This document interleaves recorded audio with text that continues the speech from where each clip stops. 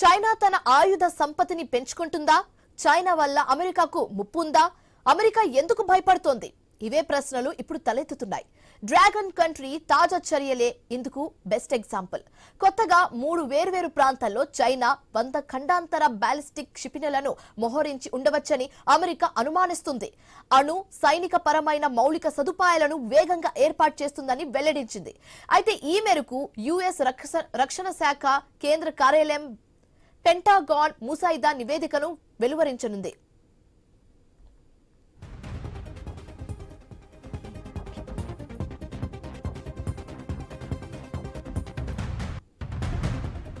మంగోలియాతో ఉన్న సరిహద్దు సమీపంలో 3 సిలో ఫీల్డ్స్ లో క్షిపణులను మోహరించి ఉండవచ్చని పేర్కొంది. ఆయుధ నియంత్రణ చర్చల విషయంలో ఎలాంటి ఆసక్తి చూపడం లేదని ఆందోళన వ్యక్తం చేసింది. అయితే తాజా నివేదికను చైనా ఖండించింది. అంతర్జాతీయ సమాజాన్ని తప్పుదోవ పట్టించేందుకు అమెరికా ఉద్దేశపూర్వకంగా చేస్తున్న తప్పుడు ప్రచారమని ఫైర్ అయింది.